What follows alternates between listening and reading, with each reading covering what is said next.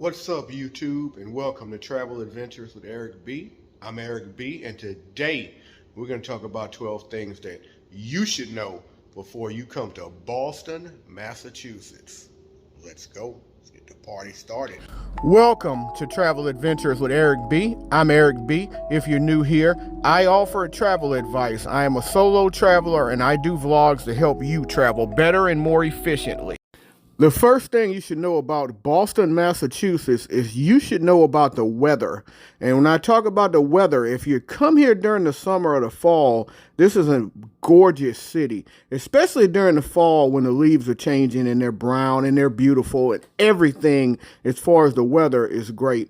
But understand, this can be a violently cold city if you come here during the winter. It doesn't snow a little, it snows a lot during the winter. So keep that in mind when you book your trip to Boston. You may want to come during the summer or during the fall. The next thing you should know is you should ride Boston's very efficient T, which is their version of the subway, with 5 color-coded lines that take you all over the city to many of the tourist places that you're going to go to, including Logan International Airport. The very next exit from the airport is the Boston Harbor, where you can get off and go to the aquarium and Quincy Market. Now, there's also an exit near Fenway Park if you're going to go see the Red Sox game. There's exits near all of the major universities. So many of the places that you're going to go to, you're going to avoid all of the crazy traffic in Boston. And trust me, we'll talk about that and avoid the high parking fees, which we'll also talk about by catching the T. The next thing you should know is that you should only rent a car if you absolutely need to.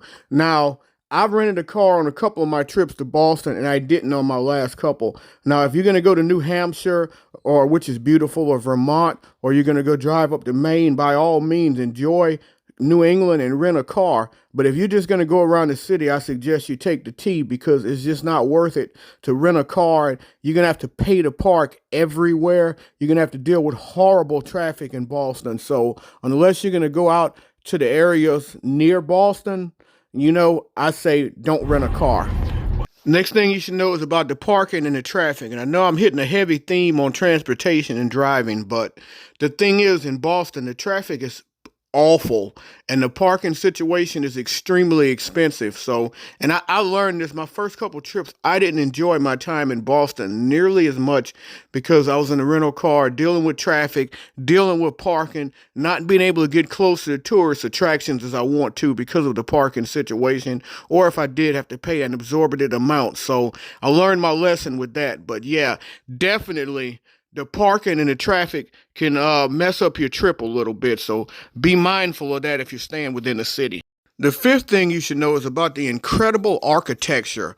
Now, outside of New Orleans, I think Boston is probably one of the best places in the United States for architecture.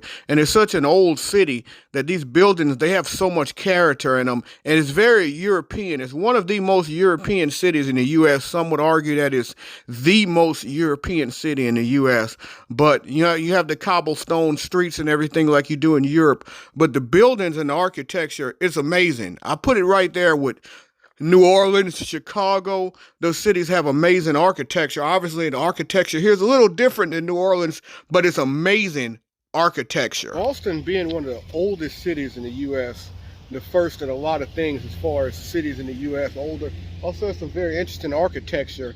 And it's funny because when you see some of the newer buildings, they're built in the older style, from the older architectural style, because Boston is kind of known for the older architectural style, being an older city, but very unique architecture of the buildings and places. So it's one of the things I enjoy about here. Whether you're a baseball fan or not, you must visit Fenway Park, the oldest park in Major League Baseball. I would say, along with Wrigley in Chicago, or 2 must-visit parks if you're out of town. Like I said, it doesn't matter if you're a baseball fan or not.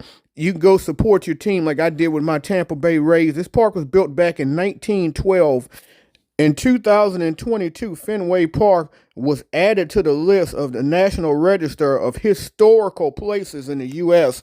Obviously, this building being over 100 years old, it made 100 years old on 1912, but the charm and the uniqueness of this ballpark is unlike any other that you could get at any of the new parks. And just the whole atmosphere from the bars outside to the shops outside. And plus, you got to be there for the 7th inning so you can sing along with Sweet Caroline with the crowd.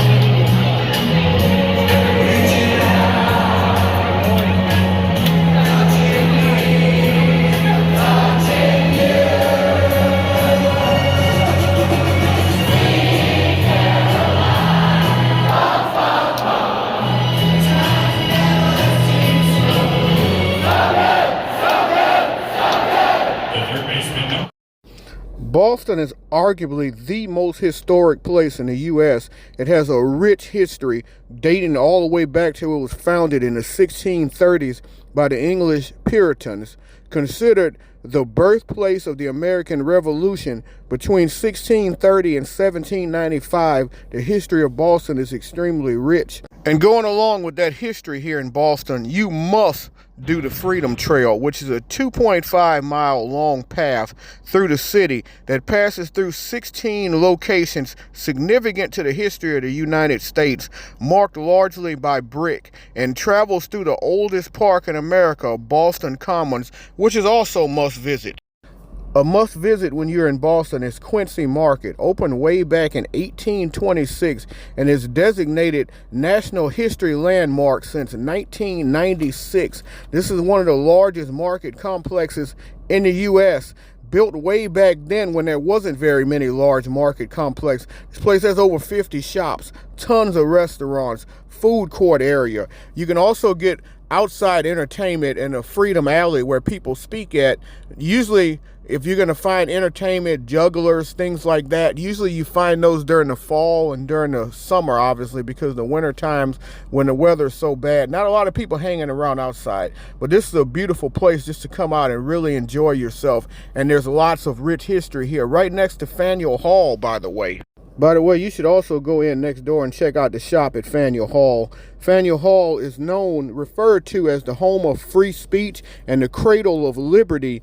It was the place where America's first town meeting happened at. And right now it's a museum and hall, and you can go in there and just browse around and check it out.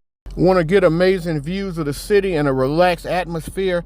I suggest you visit the Boston Harbor. There's so much to see right out in the harbor, which is adjacent to the city, but the views are amazing. If you can afford to go out and get a boat ride out, I would recommend that. Or you can afford to get a hotel, which we'll talk about those hotel prices shortly. But if you can get a hotel with a view of the harbor right out on the river, that's definitely the way to go if you want to go in luxury to Boston, because the harbor is beautiful and there's so much to do on the harbor. Just the views, just going around and checking it all out.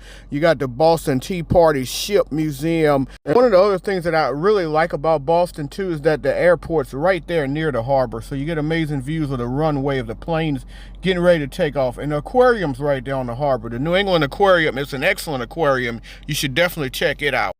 And yes, they have penguins. The next thing you should know, for those of you coming to Boston to see your favorite football team play the Patriots, Gillette Stadium is not in Boston. It's in Foxborough, Massachusetts, which, to be honest with you, is closer to Providence, Rhode Island than it is to Boston. It's a pretty good ride from the city. So, yeah, you're definitely going to have to rent a car if you're going to go out to Foxborough to see your favorite team play the Patriots. Next thing you should know, though, trolley is worth the price of admission if you're going to go on the trolley or the bus to learn a little history of Boston, because they do a really good job teaching. But remember, you're going to get lost, dehydrated, confused, and irritated. Stay right on the bus. You're going to hear and see everything right here with air conditioning and a beautiful Boston accent. Now, we're going to go over pollution, but now on your left, you're going to see the Bunker Hill Bridge. Isn't that glorious? Now, let's take a look at this. It matches Bunker Hill. Look at that. That's pretty smart. That's called Harvard smart. Now look at the cables on that bridge on your left, and look at your right. They match the riggings on that ship. Is that not incredible? That's called Harvard MIT smart. Speaking of smart, left side, this is the beautiful State House, and look who's over here. John F. Kennedy. His brothers Bobby and Teddy worked here too. Now on your right side, this magnificent statue, Colonel Shaw leading the 54th Regiment. I've only taken the trolley in two places, Boston and Savannah, and I'm going to tell you, it's definitely worth it because you will learn a lot of history there, and it will take you to a lot of spots where you can get off and hop back on and see a whole lot in a day. Final thing you should know about Boston is the hotels can be very expensive. And when I say very expensive, I mean they can be very expensive. So Boston kind of priced me out a couple times hotel-wise, especially if you're going on a trip and it's just you. I mean, I've stayed in New Hampshire before. I've been to Boston 4 times. 2 times I booked hotels in New Hampshire, like an hour away, in Nashua and Conrad, New Hampshire. Also booked a hotel in Providence, Rhode Island, about an hour away. And last time I stayed in a hostel, because the hotels in Boston can be ridiculous expensive.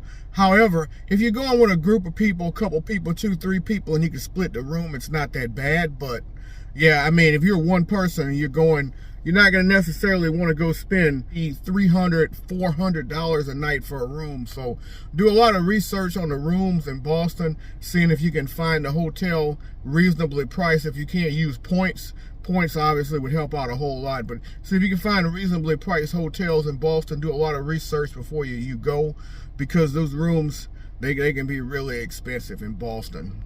Well, folks, I hope you enjoyed this video. If you did, I ask that you please hit the like, please hit the subscribe button, please hit the bell notification so you can know when I have more material coming out in the future. Help us to continue to grow as a travel community. And as always, remember, live today, grow today, tomorrow's never guaranteed. Peace. And travel, lots and lots of travel. Thank you so much for watching. If you enjoyed, please hit the like, share, subscribe button. Leave any comments below. I love to interact and help us to continue to grow as a travel community.